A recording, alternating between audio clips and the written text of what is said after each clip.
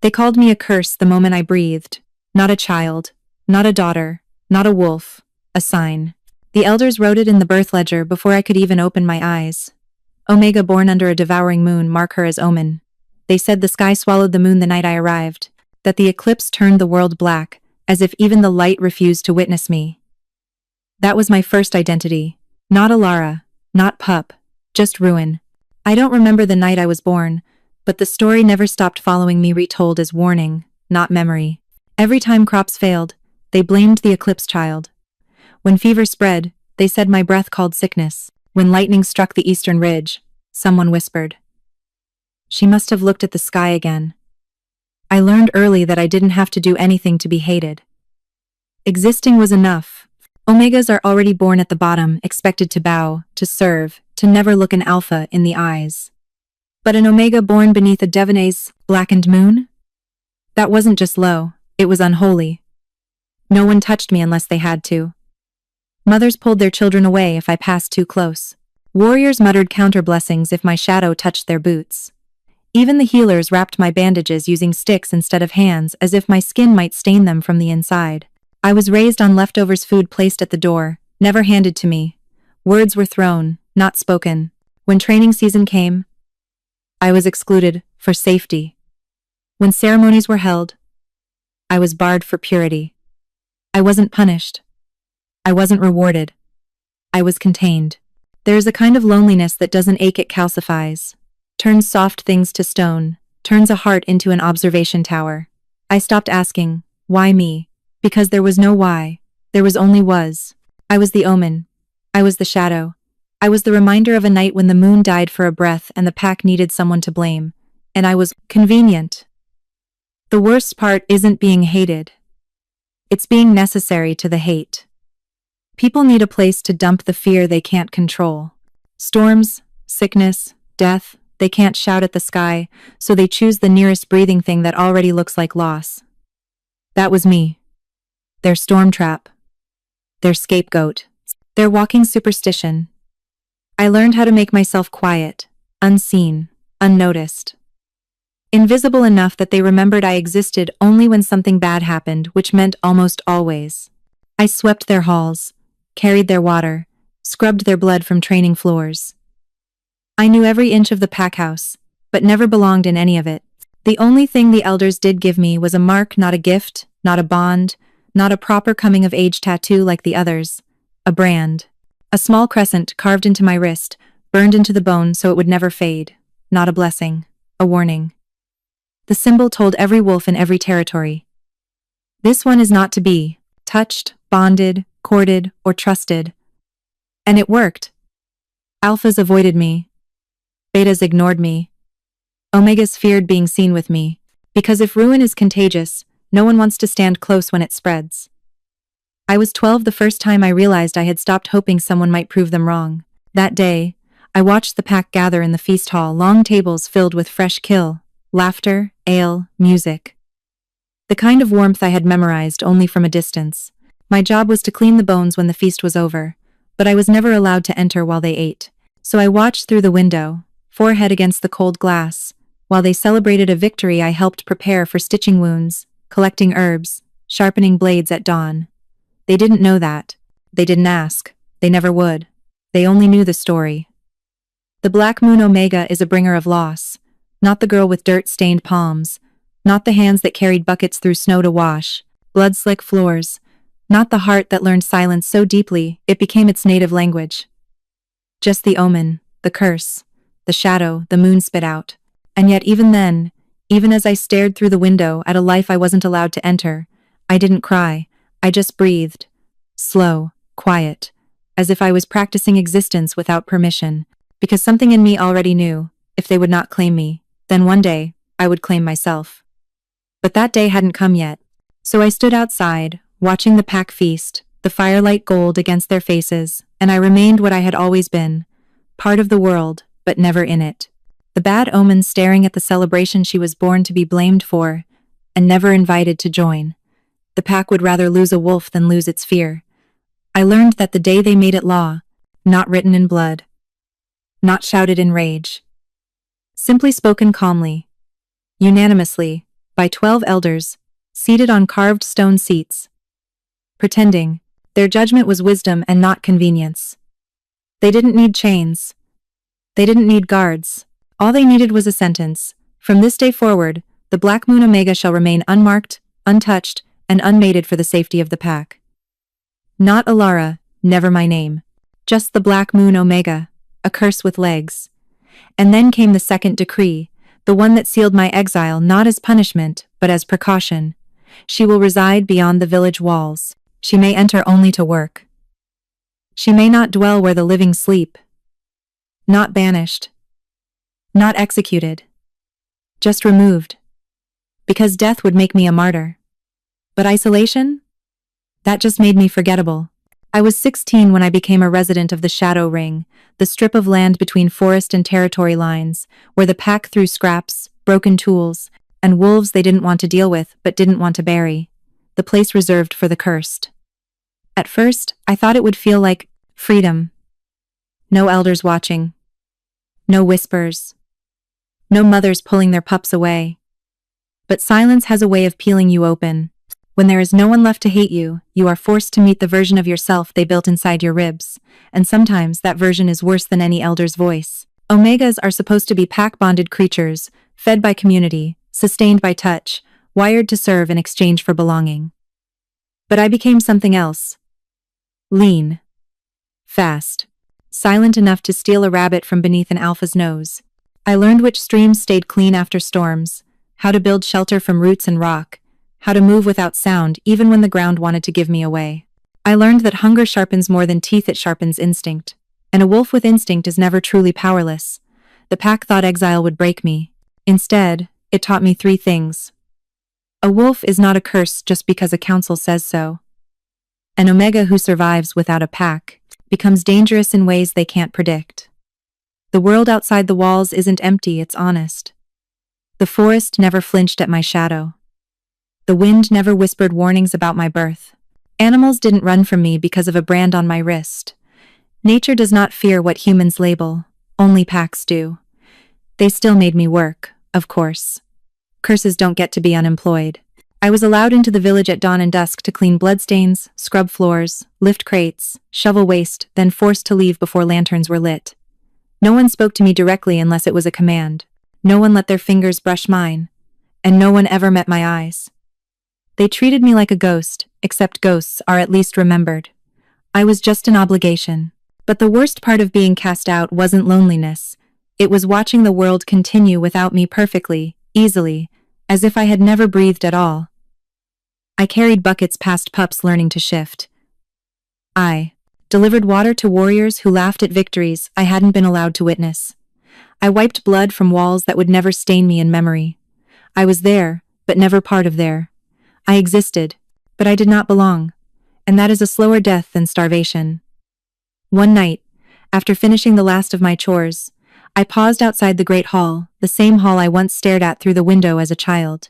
Laughter spilled out, along with the smell of roasted meat, spiced ale, joy.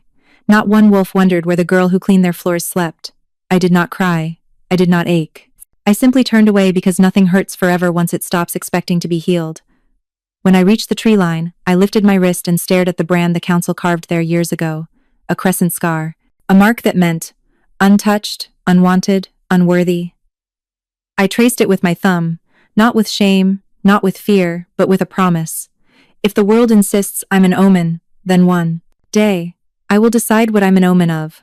For now, I survive. Silent. Fast. Unseen. But I am not gone. And the mark they branded me with, meant to bury me in fear, will be the same mark they choke on when the moon decides it remembers me. Far to the north, where the mountains cut the sky like blades, and winter never fully sleeps, a king heard the first rumor of a girl who should not exist. Not a prophecy, not a sighting. Just a whisper passed from a traveling merchant to a soldier, from a soldier to a scout, from a scout to the war room of a throne built on disciplined fear. A whisper of a Black Moon Omega. A wolf born under shadow. A creature packs either buried or killed at birth. A kind the world said had died out generations ago. But the rumor didn't die, it traveled. And it reached the one man it should never have reached. King Rowan Varen, Alpha of the Northern Bloodline, the wolf of iron flame, the king cursed by his own strength. I didn't know anything about Rowan then. But the stories others told of him traveled faster than messengers. They said he was born in battle, that his first shift happened not at 13 but at 10, a cub tearing apart a wolf 3 times his size. They said he never lost a war, that his presence alone bent rival alphas to their knees. That his wolf was made of lightning, heat, and fury, the kind of power no kingdom could leash. But power like that doesn't bloom without consequence. Rowan's curse wasn't a weakness of body. It was a fracture of control. His rage wasn't normal alpha fury, it burned hotter, faster, deeper. A blood rage that broke bone, memory, and reason. A storm no healer, no ritual, no moon oath could quiet. They said when it took him, he didn't recognize allies from enemies. Didn't see the throne, didn't see the world, didn't see himself. Only fire, only threat, only instinct. And every time the curse swallowed him, the aftermath looked the same. Ruined rooms, shaking soldiers, and a king with blood on his hands that wasn't always from strangers. The northern court threw everything at the problem. Iron cuffs forged with lunar metal, wards etched into his skin, 100 healers, 1,000 chants, herbs that burned, roots that silenced, potions that froze the wolf inside him for hours at a time. Nothing lasted. Control was a fight he was losing, and losing faster every season, until his healer said the one thing no one expected. This is not a sickness. This is imbalance. Rowan demanded clarity. The healer explained. His curse wasn't just rage, it was excess. Too much fire, too much dominance, too much alpha energy for a single wolf to contain. Nature once balanced such power using a counterpart instinct. A shadow, born Omega. One created to still what fire could not break. Rowan didn't believe him at first because in his world, Omegas were either domesticated or dead. But the healer pressed. If fire must be met with fire, you will burn the world. But if fire is met with shadow, the flame learns to breathe. So Rowan asked the question all kings eventually do when their power begins to cost them everything. What must I do? And the healer answered, find the Omega born under darkness, or lose yourself to the light. That was all it took. One rumor, one possibility, one chance at control. Rowan ordered a search. Not a royal invitation. Not a court request. A hunt. A continent-wide sweep for a creature the world treated like a myth or a mistake. Scouts were dispatched. Border packs interrogated. Travelers bribed, threatened, questioned. And soon, a direction emerged. A southern territory with a story of an eclipse-born girl. A village that fed a nameless Omega, but never let her stay within its walls. A wolf who lived outside civilization, yet hadn't died. A girl blamed for storms, sickness, and death, because fear is never creative, just repetitive. And for the first time in his life, Rowan, a king feared by armies, was the one chasing a ghost. Not to kill it, to survive it. I didn't know any of this when the search began. I didn't know a king had heard my name, not as an insult but as an answer. I didn't know my exile had turned into a trail stamped on maps I'd never seen, carried by soldiers who didn't yet know if they were hunting a monster or the cure to one. All I knew was that the forest had new footsteps, new scents, new eyes watching from trees. The world that wanted me forgotten had just remembered me. And the most dangerous wolf alive was coming, not to put me down like the curse they believed I was, but to see if the curse he carried could be stilled by the girl they threw away. Death did not frighten me. Being seen did. Death is simple, one breath taken, one breath not returned. But being seen? That is the moment the world decides what you are. And once it decides, it does not ask you again. So when the first unfamiliar footsteps entered the southern woodlands, heavy, disciplined, not the careless stomping of farmers or the cautious tread of hunters, I did not panic. I disappeared. Not because I feared being caught, but because I feared being believed in.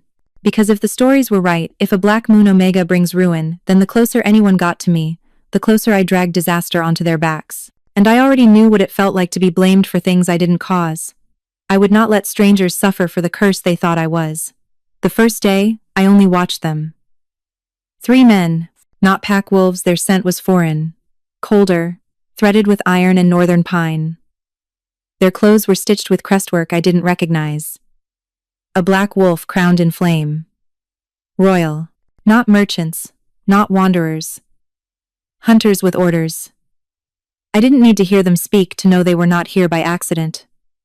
No wolves travel this far south without purpose. And no one crosses this territory without permission from the elders, unless they outrank the elders or intend to ignore them. Either way, I would not be here when they reached the old path. So I ran. Not recklessly, I didn't crash through branches or leave a trail to follow. I knew every route, every dip, every animal track. I moved like something the forest had shaped, not allowed. My feet didn't break leaves. My breath didn't steam the air. My heartbeat matched the woods, not the road, because I was not running from them. I was running around them. A shadow staying out of reach. I went deeper than I usually dared, past the stream where the water runs red with copper, past the gnarled oak that points toward the ridge, past the boundary where even hunters do not follow, into the ruins. Old stone. Older silence. What was once a sanctuary before the packs abandoned it for modern halls and polished floors. I found it years ago by accident, a crumbling archway, half swallowed by vines, leading to a den hollowed from earth and time. Bones of wolves long gone lay in the dust, but they never frightened me. Ghosts don't hate you for being alive. The ruins became my shelter when winter roared. My gathering place when herbs were scarce. My proof that I could live where no pack wolf could even breathe without company. Here, the world did not ask me to bow, or belong, or explain myself. Stone does not accuse, it just remembers. I waited there as the trackers passed through the outer woods, their scents drifting in and out like distant storms. They searched outward first, the farms, the town border, the roads leading north. They questioned, bargained, demanded answers. But no one told them anything useful, not because they wished to protect me, but because they believed I wasn't real, or worse, that speaking of me might summon the omen itself. That is the power of myth. Sometimes it keeps you alive not because you are feared, but because you are unconfirmed. And myths only die when they are caught. I didn't sleep that night. I crouched in the ruins, knees pulled to my chest, watching the dark breathe between the trees. One of the trackers lit a torch, another carved a symbol into a tree, a circle of flame, a northern claim. The third sent up smoke. 3 bursts, then 5. A message, a signal, a call to someone far more dangerous than them. A king does not search in person for rumors. Unless those rumors matter. Unless something in the world has shifted, and he intends to shift with it. By morning, I understood something I had never let myself consider. I was no longer being avoided. I was being found. And not by the pack who rejected me, but by a man whose name I had never spoken, whose face I had never seen, whose curse I did not yet know I was tied to. I didn't know then what would follow the burning trees, the clash of 2 belief systems. The moment a king would look at me not as Omen, but answer. I only knew one thing: the hunt had begun. And this time, I was not running to survive. I was running because the world had finally turned its eyes toward me. And I wasn't ready to be real. Kings don't chase omens, they chase answers. And when King Rowan finally entered my forest, I understood the difference. I had seen alphas before, territorial, confident, loud in the way wolves are when they need the world to remember their teeth. But Rowan was not loud. He was inevitable. A presence that didn't walk into the woods so much as claim them by simply existing inside them. No armor, no crown, no council escort. Just a black cloak, a scar across his jaw, and a wolf inside him so tightly leashed that the air seemed to hold its breath for him. He didn't look like a king desperate for help. He looked like a man who had already torn down too many walls to be stopped by one more. And when he spoke to his men, I finally learned the voice of someone used to being. Obeyed. Find her. Not to kill. To confirm. No threat. No rage. Just purpose. He wasn't searching for a monster. He was verifying a theory. And I, the girl they'd sworn was a curse, was the only variable left. I ran again, because running was what I knew. Not because I feared Rowan's power. Power is predictable. I feared what he might decide after he saw me. Would I become a weapon? A prisoner? A proof? Or just a convenient body to bury once the answer he needed was taken? I had lived my whole life avoiding the world's definition of me, but a king's definition? That could burn across nations. So I ran, through fern and root, over stone and stream, using every hidden path, every fox trail, Every space the forest carved for me because the woods may not have loved me, but they learned how I moved. But Rowan wasn't like the others. He didn't follow. He cornered. I smelled smoke before I saw flame. At first, I thought lightning had struck a dry limb, but the scent wasn't wild burn. It was controlled fire. Directed fire. A perimeter blaze. I climbed a ridge and my stomach froze. The outer forest was burning. Not chaotically. Not recklessly. In a ring. A slow-moving wall of flame driving inward, pushing everything animal, human, wolf toward the center. Toward me. It wasn't a hunt. It was a siege. Any other alpha might have marked borders with scent or steel, but Rowan used fire, not to destroy me, to remove every option except him. That was the moment I finally understood the kind of king he was. Not one who chased prey, one who erased escape. I didn't scream, didn't curse, just ran faster, deeper. But the fire followed like a patient predator not chasing, hurting. Every time I veered left, flame blocked me. Every time I angled right, another section ignited. They weren't trying to catch me, they were trying to force me into being found. Because no matter what they believed about omens, they understood this. Myth running is still a myth. A myth cornered becomes real. By the time I reached the final clearing, the one near the ridge, where the ruins end and the cliffs begin, the fire had formed a half circle around me. Crackling bark. Falling ash. The sound of the forest being rewritten by someone else's will. I turned, breathing hard. Hair stuck to my face with sweat and soot. And he was there. Rowan, standing at the only exit the fire hadn't claimed. Not shifting. Not snarling. Just watching me. Studying me the way a soldier studies enemy terrain, not with hatred, but with confirmation. He didn't look victorious. He looked certain. "You're real," he said. Not a question, a verdict. The words hit harder than flames ever could, because until that moment, I had survived by being unbelievable. Now I was undeniable, and that is far more dangerous. I wanted to speak, to tell him to leave. To warn him I brought ruin. To say something that would send him back to whatever kingdom had failed to leash him. But words don't work when the world has already decided what you are. And Rowan hadn't come to hear me. He'd come to see me. To see if the pack was right to fear me. To see if the girl born under a black moon could balance the king born in fire. To see if the omen was really just a wolf. Or something else. The flames crept closer. I stood in the only untouched patch of earth left. Not hunted. Not harmed. Just cornered by a man who wanted truth more than mercy. And for the first time in my life, I wasn't running because I was unwanted. I was running because someone finally wanted me enough to burn the world to get close. I had seen alphas lose control before the snarl, the shift, the wild eyes gone gold. But what stood before me in that burning clearing wasn't an alpha losing control. It was a king dissolving under it. Rowan didn't shift all at once. It came in fragments, claws breaking through skin, teeth lengthening, spine curving as if something inside him was trying to tear its way out.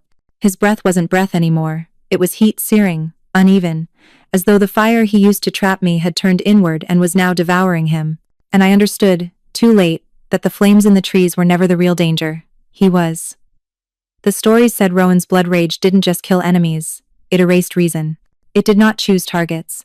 It simply destroyed whatever existed close enough to feel the heat. And I was very, very close. His men stood back, not because they trusted him, but because they knew better. The look in their eyes wasn't loyalty. It was survival. They'd seen this before, but they had never seen me.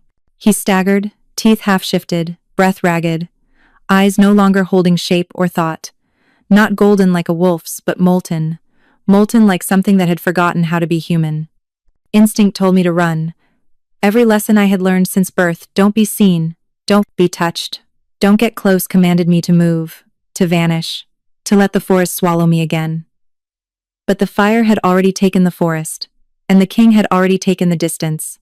There was nowhere left to go, so I did the one thing no wolf, alpha, beta, or omega was ever taught to do in the presence of a raging king. I stepped closer, not because I was brave, because I had nothing else left.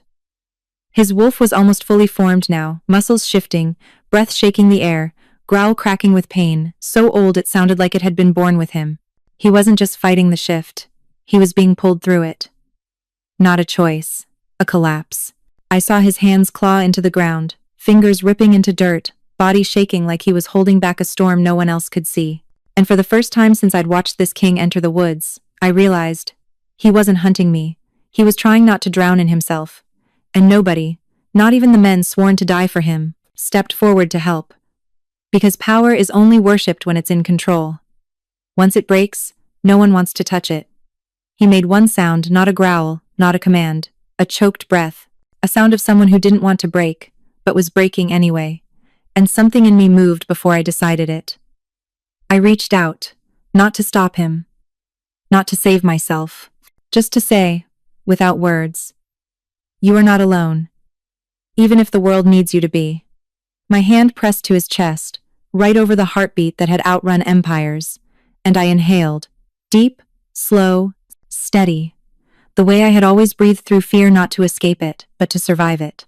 Then I exhaled, not as command, not as power, just as presence, and every part of him that had been ripping loose froze. His claws stopped shifting, his teeth receded, his breath stilled, not forced, not choked, just caught. Like the world had paused, like the fire around us had quieted to listen. For one impossible moment, the wolf inside him did not rage, it listened. And the silence that followed was not empty. It was relief. A peace that didn't feel earned, or purchased, or forced. A peace that felt like something he had forgotten he could have. As if someone had finally turned down the volume of a scream he'd been living with for years. Rowan's eyes cleared. Not fully, not perfectly, but enough. The gold faded. The beast sank. His body loosened, not in submission, in release. He looked at me, not through me, not past me, not at the Omen he'd been told to fear, but at me, like the question he'd carried for years had just been answered without words. Then, slowly, painfully, the king lowered himself to one knee. Not in defeat, not in weakness, not because he bowed to anyone, but because something inside him that had never known stillness had finally found it. And I realized the truth in the quiet between our breaths. I wasn't born to bring ruin. I was born to interrupt it. I thought the king would drag me in chains, or parade me as proof, or expose me to the world so the elders, the packs, the kingdoms would see what he'd found. But Rowan didn't imprison me. He hid me. The moment the fire died and the rage inside him went silent, he stood not as a beast, not as a conqueror, but as a man who had tasted peace for the first time in years and was already afraid someone might take it away. His men watched him, waiting for orders. Not one of them looked at me with curiosity or awe. They looked at me with caution. Because if a king who had never bowed could be stilled by a single touch, then whatever I wasn't safe to name aloud. Rowan didn't ask me who I was. Didn't ask how I did what I did. Didn't ask what the pack had done to me, or how long I'd lived alone. He simply said, "Come with me." Not a command, a decision already made. He didn't march me to a dungeon. He didn't place me in chains. He put me on a horse, wrapped a cloak around my shoulders, his cloak, heavy with the scent of pine and winter steel, and rode north in silence. No one spoke on the journey. Not because they distrusted me, because they were protecting something they didn't understand yet. And so was he. The northern court was nothing like the southern packlands. No feasting hall noise. No children running in dirt. No elders gossiping under sunlight. The castle rose like a fortress made of mountain bone, sharp angles, stone spines, torches burning blue in the wind. And the wolves who lived there didn't bow when the king passed. They watched him, as if the only thing stronger than loyalty was fear of what might happen if loyalty broke. And in the middle of that tension, I entered as a stranger, a stray, a shadow walking behind the king no one dared question. Rowan never introduced me. He spoke only one sentence to the guards at the inner gate. "She is under my protection." That was enough. Not because they trusted me, because they trusted his claim. And a king's claim is law until proven unworthy. I expected a cell. a servant's room, a distant corner where I could be forgotten until needed. Instead, he led me to a chamber near his own, not luxurious, not decorated, just safe. Then he said something I didn't understand at first. You won't be recorded. No name in the court ledgers. No entry in the guest logs. No title. Not prisoner. Not advisor. Not Omega. A ghost inside the castle walls one only he and a handful of trusted guards knew existed. You don't want anyone to know I'm here, I said. He didn't deny it. Not until I understand what you are, he replied. And not until I know who would try to take you from me. His voice wasn't possessive. It was strategic. This wasn't about ownership. It was about survival. His and mine. He didn't assign guards to watch me. He assigned them to shield me, not positioned at my door, but at the corridors around, his council chamber. The message was silent but clear. I was at risk not from outsiders, but from the people inside his own kingdom, because whatever I was Omen, cure, imbalance, threat, it disrupted power. No one wanted disrupted.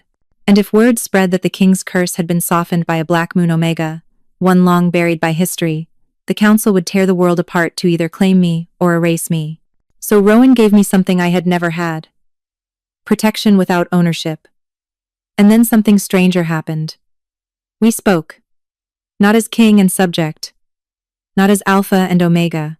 As two creatures who had been taught that control was the only way to stay alive, and were slowly learning it wasn't the only way to exist.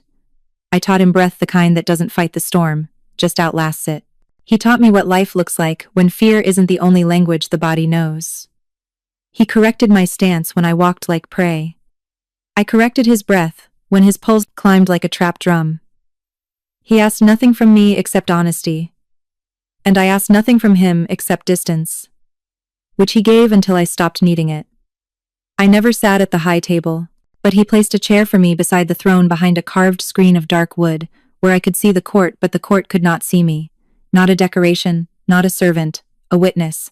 To the weight he carried, to the fury he hid, to the calm he now knew how to reach. He didn't say it aloud, but I understood. He didn't want a mate. He didn't want a healer. He didn't want a servant. He wanted the only thing the world had never allowed him, someone who could see him and still stay. So I stayed. Unlisted, unclaimed, unannounced. Not because he hid me in shame, but because he hid me like something he wasn't willing to lose. And for the first time, I wasn't surviving as a shadow. I was choosing to remain one. Because the king who could burn forests was willing to burn for me. Powerful wolves don't panic when they're losing control. They panic when they realize someone else can control what they never could. That was the beginning of the council's suspicion. Not the burned forest, not the king's sudden calm, not the way Rowan now walked through the halls without the usual iron restraint in his shoulders. No, what frightened them was the absence of violence. A king who had shattered tables, walls, and bone, while fighting his own wolf, now sat in council meetings without breaking a single thing. And peace, in the wrong hands, is louder than war. They started small, questions dressed as politeness. My king, your blood rage has lessened. Have you found a new healer? Your temper seems contained. Have you been blessed by the moon again? Is it true you didn't destroy a single guard this week?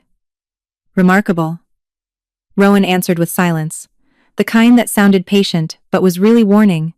But silence doesn't fool wolves who've survived centuries by smelling what others hide. The council didn't look for answers in the king. They went digging for them in shadows, in the servants' halls, in the guard rotations, in the records of food rations. And one night, they found me. Not my name, not my presence. Just my difference. An extra tray brought to a room no one was allowed to enter. A cloak washed with no signature scent. A healer's herbal smoke drifting from a chamber not assigned to healers.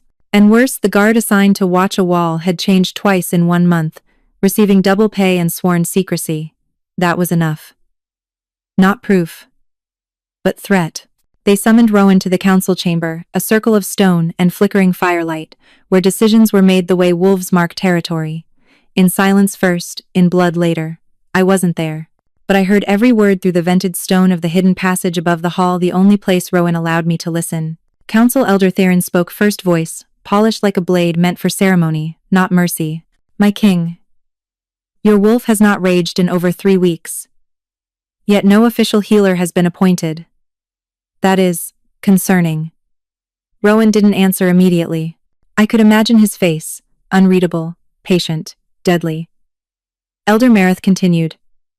A curse does not break itself. Something or someone has interfered. That word, someone, spoken like a scent they couldn't trace yet but could already taste. The turning point wasn't the questioning. It was the birthmark. Because while I stayed hidden, my past didn't. One council archivist, a wolf older than dust but sharper than a spear, found my record, not a name. The pack had erased that when they branded me a bad omen, but the record of an Omega pup, born under a black moon, with a crescent spiral mark over the heart, the same symbol ancient texts used for balance Omega's wolves, born not to obey alphas, but to decking, neutralize them, the kind that could calm fury, undo binding spells, steady madness, the kind whole councils had killed to stay in control, and I curse, omen, mistake, was one of them. The council didn't call Rowan a liar. They called me a weapon he was smuggling into the throne room, a weapon that made him too powerful to challenge, a weapon that could make future kings independent of elder rule. So they did what wolves always do when something threatens tradition. They wrote a law in secret, a decree sealed in blood. The balance, Omega, is to be removed for the safety of the crown. Execution by cleansing fire, no burial, no mourning, no record, not exile, not imprisonment. Fire the only death that leaves nothing behind. Not even bones for truth to grow from. Did Rowan know immediately? No. The council underestimated him, and overestimated how much of the kingdom he actually controlled. He ruled the wolves, but they ruled the laws beneath them, and laws, written in shadows, are the deadliest kind. The decree was signed, the execution date set, the pyre location chosen, and I, the girl who had survived storms, hunger, wolves, and isolation, had just been marked for a death even the moon wouldn't remember. The only reason I found out was because one guard, the youngest, the only one who looked at me with something like understanding, placed a torn corner of the decree under my door. 8 words, written in dark ink. They mean to burn you before sunrise. I didn't scream. Didn't cry. Didn't run. I just stood there, heart beating slow and steady. Because once you've lived your whole life as a curse, there is nothing more dangerous than finally knowing you were never the curse at all. What they feared wasn't my birth. It was my power. And for the first time in my life, I didn't want to disappear. I wanted to be seen. Even if it meant burning first. I always knew the fire would come for me again. The first time, it was the forest. This time, it was the throne. Soldiers didn't come at night like assassins. They came at dawn, the hour of lawful removal, when executions aren't murder, just state decisions. Their boots echoed through the stone halls like a heartbeat I didn't own. 3 of them, not many, because they didn't expect a curse to fight back. They expected an omen to accept its fate. The youngest guard, the one who had warned me, wasn't with them, which meant he was either removed or silenced. I didn't scream, didn't claw, didn't shift. When they shackled my wrists, I let them. Iron cuffs, not silver. They didn't fear my strength. They feared my existence. The leader spoke with that voice soldiers use when they think duty makes cruelty righteous. By council decree, you are to be removed for the safety of the kingdom. I almost laughed. I had survived hunger, exile, storms, winter, superstition, loneliness, and all. They thought removal sounded gentler than death, but I said nothing, because silence terrifies cowards more than threats ever will. They marched me through the stone corridors, past wolves who pretended not to see. Some lowered their heads. Not in respect, in fear of looking guilty by accident. That's what power does when it's built on silence. It teaches everyone to look away before the truth can touch them. When we reached the courtyard, the pyre wood was already stacked, efficient, prepared. As if they had planned this, the moment they realized the king had stopped breaking walls.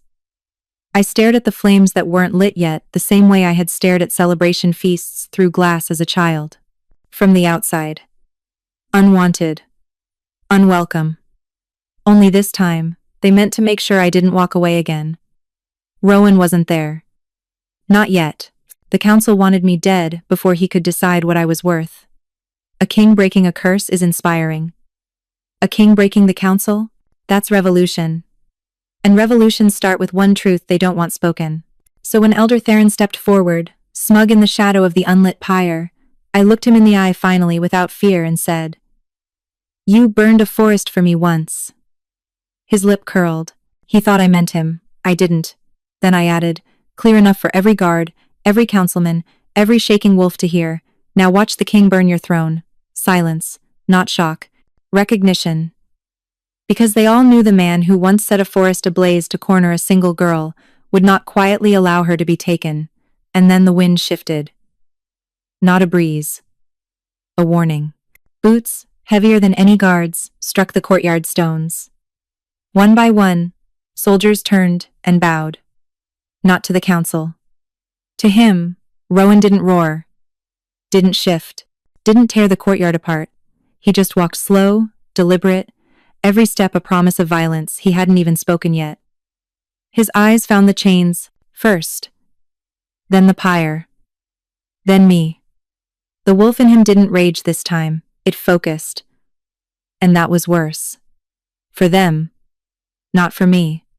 Who ordered this? His voice wasn't a question. It was a verdict waiting for a name. No one answered. So Rowan turned not to the council, but to his generals. Men who had followed him into war, men who had helped restrain him when his wolf tore through armies. He didn't shout. He didn't need to. Unshackle her. 3 soldiers stepped back. 1 stepped forward, because loyalty always reveals itself cleanest in moments meant to break it. The chains fell. My wrists burned, but my breath was steady. I didn't run. I stood beside the king, not behind him, because the Omen they feared had teeth now. Elder Theron tried to speak. "My king?"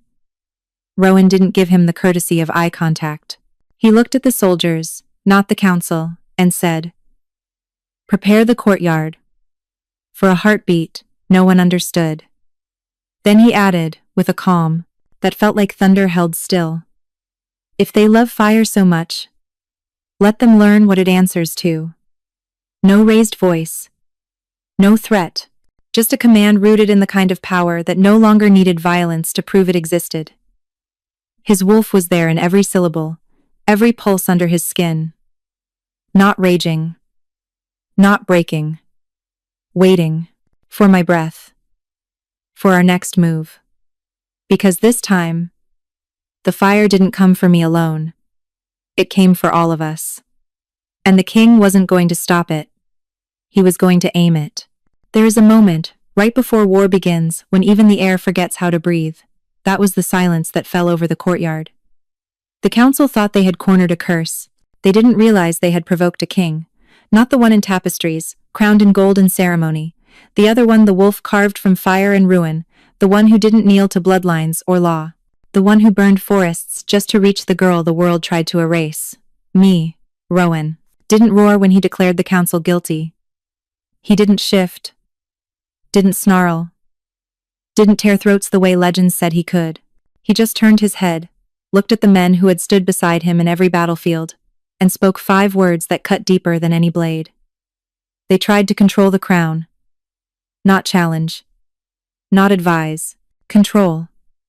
And in a kingdom ruled by strength, that was treason. Elder Theron tried to interrupt, voice shaking beneath a veneer of confidence. "My king, your curse makes you unfit to..." Rowan didn't even look at him. "Your fear makes you unfit to live." That was it. A line drawn, a verdict spoken, a crown reclaimed. The wolves split immediately. Not into enemies versus allies, but into those who still worship tradition, and those who remembered who bled to save it. Half the courtyard knelt. Half raised weapons, all because of me. A Black Moon Omega who wasn't supposed to survive childhood, let alone rewrite law. I should have shaken, should have panicked, should have tried to stop it, but I didn't, because for once, I wasn't the hunted. I was the reason the hunt was turning backward. "Bring her forward," one of the loyal generals said. Not at me, at the man still holding the iron chain attached to my wrists. The soldier hesitated, and that was enough. Rowan crossed the distance himself. No flourish, no spectacle. Just a king walking toward the girl they said would ruin him, and proving she had already changed him instead. When he reached me, he didn't use a key. He gripped the chain's iron, forged for restraint, and snapped them apart with his bare hands. Metal cracked like bone. The courtyard gasped. He didn't look away from me as he did it. The message was clear. No one binds what I protect. You're free now, he said quietly. But that wasn't true. Not yet. Because freedom is not just the absence of chains. It is the absence of people who think they have the right to put them back on. And the council still stood. Alive. Unburned. Believing power belonged to tradition, not truth. So Rowan turned. And the world turned with him. I spared you when you used my curse to govern me, he said to the council. I will not spare you for trying to kill her. The wolves behind him straightened. The wolves behind the council tightened their grips. No one spoke. No one blinked. No one pretended this was anything but the beginning of something that could not be undone. And then Rowan said what I never expected. The girl you tried to burn is not my weakness. He paused. Then, she is the reason I am no longer yours. The forest behind us crackled, flames catching again. But this time not to trap me. Flames set by him. Not as punishment. As declaration. The hunt was reversed. The hunted was being defended. The hunters were now prey. For the second time in my life, I stood before fire. The first time, I was meant to disappear, inside it. This time, it was meant to erase those who tried to decide I didn't belong. I looked at Rowan, not at his crown, not at his rank, but at the man who had once been ablaze looking for something to destroy, and had finally found something to protect instead. I didn't ask you to burn for me, I said. He nodded. You didn't have to. Because that's the truth. No decree, no elder, no throne understood. Kings do not burn forests for omens. They burn worlds for choices. And Rowan had already made his. I never imagined a crown would weigh less than a brand. But maybe that's because a crown is offered. And a brand is forced. The day Rowan called the wolves to the great hall, word spread faster than fire ever had. Not because the council had fallen though they had. Not because the kingdom was changing though it already had. But because the king had summoned me. The Omen. The outcast. The girl they once swore should never be seen beside a throne. They didn't know why I was there, but they knew it wasn't for punishment. I walked in without chains. And that alone rewrote more history than any decree. The hall was full wolves from every rank, every age, every fear still trapped in their breath. Some stared at me with caution. Some with awe they didn't want to admit. Some with resentment, because nothing threatens power more than the one who survives outside of it. Rowan didn't stand on the dais. He stood beside me. No crown, no armor, just the quiet certainty of a man who had made up his mind and would burn through anyone who challenged it. He didn't raise his voice. He didn't need to. The age of fear ends today. No one moved, but I felt the entire hall breathe differently. He turned, facing the wolves who had once whispered about the cursed birth under a black moon. There will be no more children condemned for the moment they enter the world. His words did not ask for approval. They asked for memory.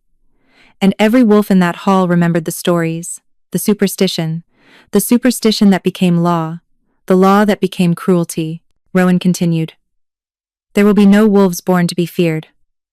My pulse stilled.